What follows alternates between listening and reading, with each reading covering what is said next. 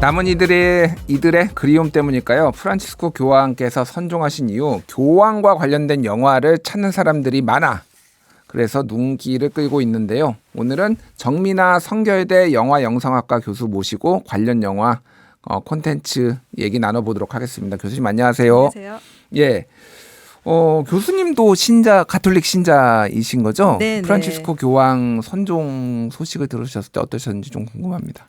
프란치스코 교황님께서는 우리 한국에 굉장히 특별한 분이시잖아요. 예. 우리가 굉장히 사회적으로 큰 슬픔에 빠져 있을 때 한국에 와서 위로를 해주셨고 아주 그냥 소박하고 희망을 주는 그런 메시지들 많이 남기셨고 그것뿐만 아니더라도 이 인물 자체가 워낙 매력적인 캐릭터이기 때문에 미담도 정말 많고 어록도 많습니다. 그래서 예. 저는 돌아가시고 진짜 이 세상에 뭐가 귀한 게 뚝 떨어져 나간 것 같은 그런 기분이 들었거든요. 근데 이런 어떤 애도의 시간이 지나가면 그래도 또 새로운 교황을 맞이하게 될 기대에 부풀 것 같습니다. 예. 뭐 콘클라베는 또 다음 달부터 이어진다고 하니 뒤에 영화 얘기하면서 그 얘기도 좀 해보고요.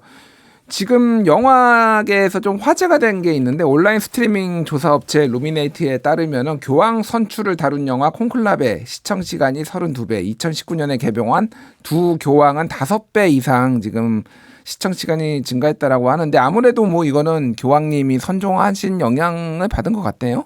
그렇죠. 우리가 그분이 안 계시면 그분을 애도하는 게 그분의 과거의 어떤 기억과 추억을 찾아보는 거잖아요. 예. 그래서 두 교황은 프란치스코 교황의 실화를 바탕으로 만들어진 극화된 작품이니까 당연히 이제 이 영화를 다시 보고 싶어 하실 테고요. 넷플릭스에서 쉽게 찾아볼 수 있고 그다음에 콘클라베는 올해 개봉이 돼서 지금도 절찬 상영 중이고 또 유튜브나 이런 또 결제를 통해서 보실 수도 있는데 이거는 프란치스코 교황 얘기는 아니지만 선임 돌아가신 교황이 마치 프란치스코 교황님의 했던 행적들을 조금 이렇게 조금씩 힌트를 주고 있거든요. 그래서 네. 그분 사후에 새롭게 교황을 뽑는 콘클라베에 대한 이야기인 것 같아서 또 새롭게 관심을 모으고 있고요. 이 두 작품 다 굉장히 예술적으로 뛰어난 작품이죠. 그렇군요. 그 콘클라베는 지금 개봉 중인 거죠, 아직? 네, 예. 개봉도 했고 그다음에 예. OTT로도 볼 수 있고. OTT로 뭐 미국에서는 아마존 프라임으로 볼 수 네. 있다는데 제가 그거는 한국에서 볼 수 있는지는 아직 확인을 못 해봐가지고 어쨌든 그렇다고 합니다. 근데 교황을 다룬 영화가 사실 그렇게 막 이렇게 인기 있기는 쉽지는 않은 것 같은데 사실 약간 뭐라고 했대요? 약간 예전에 교황이라기보다는 뭐 음모론적 영화 같은 거, 약간 스릴러적 영화 같은 것들이 옛날에 이제 가톨릭을 둘러싼 뭐 이렇게 뭐 비밀이라든지 막 그런 것들은 예전에 좀 많이 인기를 끌었던 것 같은데 좀 이게 특이한 것 같은데 일단은 영화를 하나씩 좀 소개를 해주시죠. 두 교황은 어떤 작품인가요? 두 교황은 2019년도에 페르난도 메이렐리스라는 브라질을 대표하는 굉장히 액션 영화 잘 만들던 그런 감독입니다. 이 감독이 베네딕토 16세 교황님이 스스로 사임을 하시고 예. 그다음에 프란치스코 교황이 새롭게 그 새로운 교황으로 후임 자리를 맡기를 원하면서 두 분이 대화를 나누는 어떻게 대화 위주로 이루어진 영화인데요. 이 작품 원작이 연극이거든요. 예. 그렇기 때문에 연극이 대화가 많고 한 장소에서 이루어지는 경우가 많잖아요. 그래서 그 바티칸을 배경으로 한 공간 속에서 끊임없이 대화가 이루어지는데 이 영화 자체는 픽션이죠, 완전히. 왜냐하면 두 분이 그런 대화를 나눴는지를 우리가 알 수가 없고 기록도 없거든요. 그런데 두 분들이 그동안 해왔던 언행, 그다음에 기록, 그다음에 뭐 연설 내지는 어떤 미사에서 했던 강론 이런 것들을 바탕으로 해서 이 이야기들을 실제로 했던 말씀들을 이렇게 대화로 엮은 굉장히 뛰어난 작품입니다. 아, 그렇군요.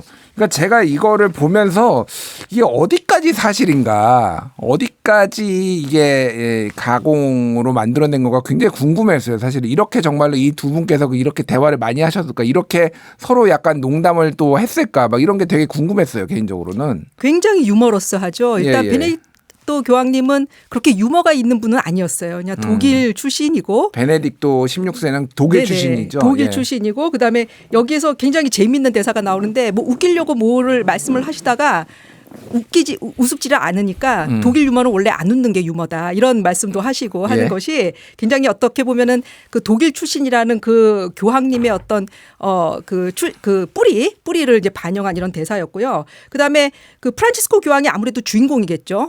그다음에 우리의 영웅이고 그리고 이제 베네딕토 16세 교황은 그 상대 역인데 어느 정도 빌런적인 역할을 하고 있거든요. 근데 예. 굉장히 매력적인 악당으로서 역할을 하고 있어요. 그래서 두 분이 주고받는 대화 속에서 아까 오프닝에서도 앵커님 말씀하셨지만 서로 대화를 하고 경청을 하고 침묵할 때는 침묵하고 하면서 서로를 이해하면서 정말 상반된 두 교황이 그 형제로 가득 차면서 마지막에 축구를 보면서 화합하는 이런 이야기거든요. 그래서 이게 어떻게 보면은 교황의 이야기가 아니고 우리 정치 현실에서 우리가 바라는 그런 모습이잖아요. 예. 그렇기 때문에 이게 단순히 어떤 카톨릭 종교 영화다라는 것을 뛰어넘어서 굉장히 보편적인 이야기를 하고 있다 이렇게 보고 있습니다. 그렇군요. 또 이제 두 교황의 어떤 철학이나 이런 게 약간 달라서 상반돼서 그래서 또 많이 관심 끌은 것 같아요. 그러니까 베네딕토 16세 같은 경우에는 조금 더 교회 정통 교리에 좀 더 이렇게 집중하는 그러니까 일반적으로 약간 더 보수적이다 이런 평가를 받았고 프란치스코 교황은 좀 더 진보적이다 개방적이다 이런 평가를 받았잖아요. 이게 이 영화 속에서도 좀 잘 드러나는 것 같아요. 그렇죠. 근데 대륙 뭐 유럽과 어떤 남미 출신의 어떤 그런 대륙적인 어떤 출신도 다르고 그다음에 뭐 이념도 다르고 성향도 다르고 그다음에 취미도 굉장히 달라요. 그러니까 그 프란치스코 요한 굉장히 서민적인 어떤 취미들 그러니까 뭐 팝을 좋아한다든지 축구를 좋아하든지 탱고를 즐기고 그다음에 베네딕토 교황은 그 원래 이제 신학자로서 유명했던 분이죠. 그래서 클래식 음악에 전통하고 그래서 어떻게 보면 고급 문화와 어떻게 보면 서민적인 문화가 또 대립하는 모습이 있거든요. 예. 근데 그런 모습이 충돌이 아니라 서로를 이해를 하고 또 굉장히 그 인간적인 어떤 약한 면들을 서로 이제 고백성사를 하고 그 어떤 그 용서를 해주는 이런 장면을 통해서 서로가 어떻게 보면 거울상처럼 굉장히 맞닿아 있는 부분이 있어요. 그래서 저는 베네딕토 16세 교황이 굉장히 보수적인 분은 맞아요. 그리고 성추문에 대해서 눈을 감기도 했었고, 예. 근데 스스로 그런 거를 본인이 이제 해결할 수 있는 어떤 능력 밖이다라는 걸 깨닫고 어떻게 보면은 신의 목소리를 들었다고 말씀을 하시는데 스스로 사임할 수 있는 것은 정말 대단한 용기라고 생각을 하거든요. 그리고 대단히 멋진 분이죠. 예. 이 역할을 또 앤서니 호킨스라는 명배우가 했기 때문에 굉장히 사랑스러웠는데요. 저는 이렇게 뭐 그 할아버지들 이렇게 귀여운 할아버지들이 있을까랄 정도로 굉장히 사랑스러운 영화였습니다. 그렇군요. 그 말씀하셨는데 이제 베네딕토 16세는 앤서니 호킨스 우리가 이제 양들의 침묵의 그 네. 주인공으로 잘 알려진 앤서니 호킨스고 조너선 프라이스가 이제 영국 배우인데 이분이 이제 네. 프란치스코 교황을 맡았는데 외모가 굉장히 흡사해서 깜짝 놀랐다는 분들이 많아요. 조나산 프레이스 같은 경우에는 그 프란치스코 교황하고 만나서도 서로가 깜짝 놀랐다고 할 정도로 예. 서로가 굉장히 닮았다고 하는데 이 외모적인 어떤 싱크로율이 굉장히 뛰어나고 또 그 두 분 다 또 영국의 어떤 정통 섹스피어극을 연기하는 굉장히 뛰어난 배우로서 그 역할을 굉장히 본인의 어떤 개성으로 잘 소화를 하고 있었죠. 그래서 두 분 다 아카데미 나무 주연상 후보에 올랐어요. 근데 예. 물론 조커의 조커의 연기에 밀려서 요아킨 피닉스에 밀려서 본상을 받지 못했지만 두 분의 어떤 연기 대결을 보는 것 자체만으로도 굉장히 재밌고 그래서 이렇게 어떻게 보면은 그 영성적이고 굉장히 진지한 소재를 오락화한다는 데 있어서 굉장히 의미가 있다고 생각을 합니다. 그렇군요. 그 프란치스코 교황의 이제 에피소드들 중에서 제가 좀 재밌게 봤던 게 축구를 굉장히 좋아하시는 걸로 이렇게 나와요. 근데 의외로 베네딕토 16세는 약간 축구에 무덤덤 하시죠. 독일도 사실 축구하면은 빠지지 않는 나라인데 그런데 뒤에 가면은 이제 아예 월드컵 결승전을 두 교황이 앉아서 막 시청하면서 막 자국을 응원하고 막 이런 장면들이 나오더라고. 이게 약간 두 사람이 서로가 달랐지만은 뭔가 알아가면서 뭐 취미도 비슷해지지만은 약간 정서적 유대감도 많이 생기고 그런 걸 좀 드러낸 것 같아요. 네, 그 장면은 뭐 픽션이죠. 사실은 뭐 축구를 같이 관람한 건 아니었지만 픽션인 거죠, 이거는. 네네네. 근데 이제 아르헨티나나 독일이나 굉장히 어떻게 축구에서는 뭐 강력한 라이벌이기 때문에 예. 두 교황의 모습을 또 축구로 연결을 시킨 건 굉장히 멋진 영화적인 장치라고 생각을 하고요. 프란치스코 교황은 축구가 가져올 어떻게 보면 평화적인 어떤 그러니까 그 우리가 그 정정당당하게 승리를 위해서 싸우는 이런 모습이 굉장히 어떤 평화를 중시하는 그런 그 마인드하고 닮아 있다고 많이 그 아이들에게 많이 추천을 했다 그래요. 그래서 예. 그 모습을 그런 것들을 기억을 하고 원작자가 놓지 않았나 이런 생각이 들었습니다. 그렇군요. 그래서 그 교수님 보시기에는 이 두 교황이라는 작품은 어떤 목적으로 만들어졌고 어떤 미덕이 있는지 좀 설명을 해주시면 좋을 것 같아요. 이 작품은 어떻게 보면은 베네딕토 16세를 조금은 그 부정적인 모습으로 그릴 수 있다고 생각할 수 있어요. 왜냐하면 굉장히 권력을 탐하는 인물로 보이기도 하거든요. 근데 이 두 교황에서 굉장히 좀 인상 깊었던 것이 권력을 탐하지 않는 사람이 진정한 리더가 될 자격이 있다. 이런 어떤 플라톤의 그 어록을 인용을 하고 있는데요. 예. 그 모습이 딱 프란치스코 교황의 모습이었죠. 근데 사실은 베네딕토 교황도 교황이 되는 걸 굉장히 두려워했었거든요. 예. 그래서 약간은 이제 그런 점 때문에 성직자나 사도들 그 사제들 중에서는 조금 이 작품에 대해서 의문점을 품고 있는 그 분들이 계시지만 이거는 뭐 극화된 어떻게 보면 오락화된 콘텐츠라는 점을 염두에 둬야 될 거고요. 그 사실이 아니고 그 영화적으로 그 각색이 이루어진 작품인데 이 작품은 정말 다르고 양진영에 있는 사람들도 충분히 대화하고 서로를 인간적으로 연민하고 이해한다면 충분히 하모니를 이루면서 조화롭게 살아갈 수 있다는 이런 메시지를 던지고 있는 것 같습니다. 그러니까 이게 이제 실은 이제 요 영화가 나왔을 때는 두 분 다 살아 계셨고 그렇죠. 이제 베네딕토 16세는 2022년에 이제 선종을 하셨고 프란치스코 교황은 이제 최근에 이제 돌아가셨는데 어쨌든 생존하는 인물들을 그린 이런 거기 때문에 이게 약간 뭐라고 해야 되나요? 저도 좀 헷갈렸는데 진짜 이대로 그대로 벌어졌을 거라는 착각을 좀 했어요. 그러니까. 그렇죠. 예. 근데 이것도 어쨌든 극화니까 그런 예. 부분들을 만약에 불편해하시는 분들이 있더라도 이게 또 각색이 있었고 약간의 허구도 있다라는 거를 그리고 감독이 전하고자 하는 바가 메시지 있다라는 거를 좀 감안해서 봐야 될 것 같더라고요. 보니까. 그렇죠. 그리고 당사자들이 살아 계실 때 만든 거기 때문에 당사자들도 알았을 테고 예. 이 점에 대해서는 뭐 허락을 구했을 테고 그리고 본인들이 오케이 하고 뭐 즐겁게 받아들였으니까 우리도 예. 즐겁게 감상을 하면 될 것 같습니다. 알겠습니다. 이번에는 이제 콘클라베 영화 얘기를 좀 해볼 텐데 콘클라베는 지금 여전히 개봉을 하고 있는데 일단 콘클라베가 뭔지를 먼저 좀 설명을 해 주시죠. 콘클라베는 그 교황을 뽑는 오래된 민주적인 제도로 알려져 있죠. 한 뭐 13세기부터 시작이 됐다고 하는데요. 이 성당 문을 잠그고 전 세계 추기경들이 모여서 모든 추기경들이 이제 후보가 됩니다. 그래서 교황을 뽑는데 3분의 2 이상의 그 이름이 나올 때까지 끊임없이 끝까지 그 투표를 여러 차례 하는데 그 프란치스코 교황을 뽑을 때도 이틀이 꼬박 걸렸다고 하죠. 예. 근데 이 콘클라베라는 영화는 그 선임 교황의 사후에 이제 지금 그 현대 시기를 배경으로 해서 전 세계 이제 교황들이 모여서 여기서도 이제 진보와 보수의 싸움이 일어나거든요. 근데 이 콘클라베가 신의 어떻게 보면 신의 목소리를 듣고서 어떤 신의 부르심에 따라서 투표를 하는 게 아니고 굉장히 어떤 정략적으로 그다음에 진영 대결을 하는 모습을 통해서 예. 한편의 정치 스릴러를 보는 굉장한 흥미진진함이 있습니다. 그렇군요.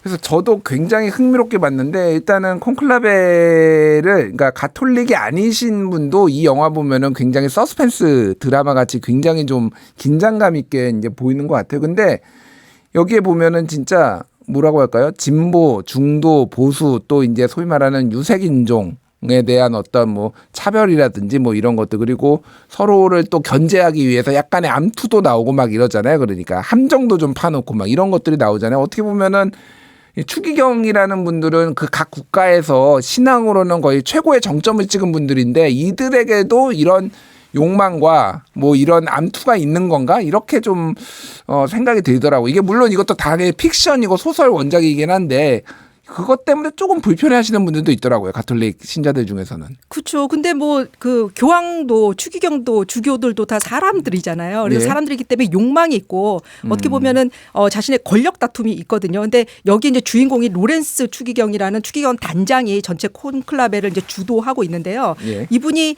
일종의 탐정 역할을 하고 있어요. 그래서 후보로 이렇게 제일 많은 표를 받게 되는 추기경의 어떻게 보면 정보를 알게 돼서 이 사람이 자격이 없다는 거를 판단을 하고 그 정보를 내보일지 말지를 또 판단하는 이런 역할을 하게 되거든요. 유력한 후보의 어떤 스캔들을 알게 되고 그렇죠. 그러면서 예. 이거를 또 고민을 하는 거죠. 이거를 밝혔을 경우에는 또 어떤 일이 벌어질 것인가. 네. 예. 그래서 굉장히 민주적인 제도이지만 사실은 굉장히 폐쇄적인 제도인 거잖아요. 그러니까 정보는 로렌스 추기경이 다 가지고 있고 그다음에 이거를 어떻게 보면은 굉장히 어떤 대의를 위해서 선의를 위해서 이걸 공개할지 말지를 결정을 하는데 대부분은 공개를 하죠. 근데 앵커님 보셨겠지만 마지막에 반전이라서 말씀을 못 드리잖아요. 스포일러라. 예. 근데 거기에 있어서는 정보를 또 대의를 위해서 가지고 있는 묻어버리는 이런 모습도 보이거든요. 그래서 어떻게 보면은 언론의 역할 이럴 수도 있고요. 예. 네, 지금 현대의 어떤 정치 권력의 어떤 다툼에 대한 어떤 메타포로서 이 영화가 기능을 하고 있습니다. 그렇군요.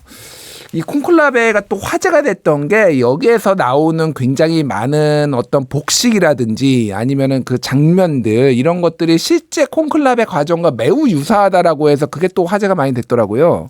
네, 그렇죠. 그 바티칸의 실제 성당 안에서 촬영을 할 수 없기 때문에 세트로 지어져 있고, 그 다음에 추기경의 붉은 옷과 교황의 흰 옷 이런 것들 대비를 시켜서 붉은 옷이 갖고 있는 여러 가지 의미들이 있잖아요. 뭐 예. 열정이랄 수도 있고, 어떻게 보면 뭐 다툼이랄 수도 있고, 갈등이랄 수도 있고, 이런 것들이 의상 코드에 굉장히 품격 있게 심어져 있어서 보는 재미가 또 굉장히 뛰어나죠. 그리고 저는 이 작품이 갖고 있는 굉장히 큰 미덕은 경계에 선 사람에 대한 주목이라고 생각하거든요. 경계에 선 사람이요. 네, 특히 이제 아네스 수녀가 수녀로 등장하는 이 배우가 아카데미 여우조연상에 올랐는데 논란이 좀 있었어요. 굉장히 역할도 작고 대사도 별로 없는데 왜 이렇게 여우조연상까지 올랐나라고 하지만 그 짧은 그 침묵 속에서 그러니까 수녀님들은 사실 어떻게 보면은 바티칸 안에서는 이런 교황 선출에 있어서는 결정권이 전혀 없잖아요. 예. 그렇지만 그들의 존재를 자꾸 부각을 시키거든요.